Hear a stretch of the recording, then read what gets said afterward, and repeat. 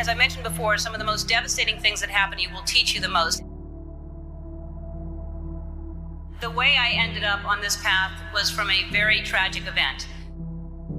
When I finished school, I was completely lost. I had no ambition. I didn't know what I wanted to do. I did everything from I shucked oysters, I was a hostess, I was a bartender, I was a waitress, I painted houses, I sold vacuum cleaners. I had no idea.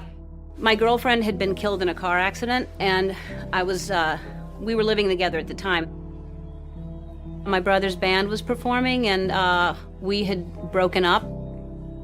We had fought a lot. She was trying to get me to come back home.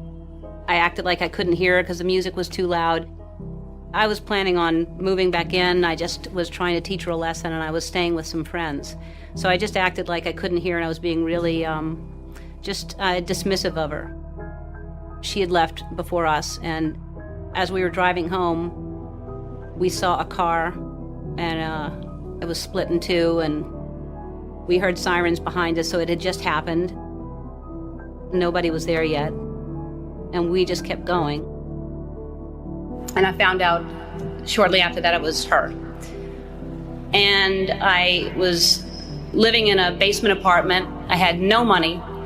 I had no heat, no air. I had a mattress on the floor, and the apartment was infested with fleas. And I was soul searching. I was like, why is she suddenly gone and there are fleas here?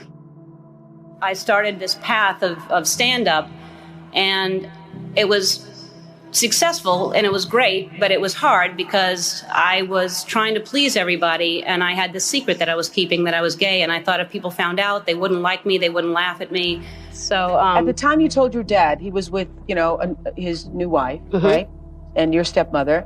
And what happened? Well, actually, he told me that he figured it out. I was upset about something, and he kept saying, did you rob a bank? Did you kill somebody? And I kept saying, no, I just don't want to tell you. And finally, I told him, and he told me. And then they asked me to move out of the house.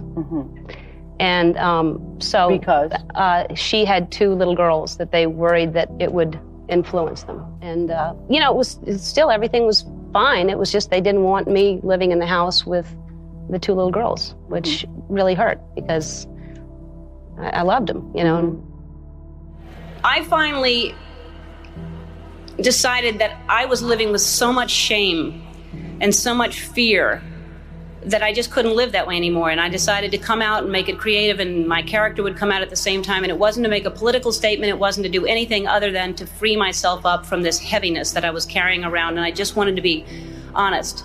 And I thought, what's the worst that can happen? I can lose my career. I did. I lost my career. I got the show was canceled after 6 years without even telling me. I read it in the paper. The phone didn't ring for 3 years. I had no offers. Nobody wanted to touch me at all. And yet I was getting letters from kids that almost committed suicide but didn't because of what I did. And I realized that I had a purpose, and it wasn't just about me, and it wasn't about celebrity, but I felt like I was being punished, and it was a bad time. I was angry, I was sad, and then I was offered a talk show.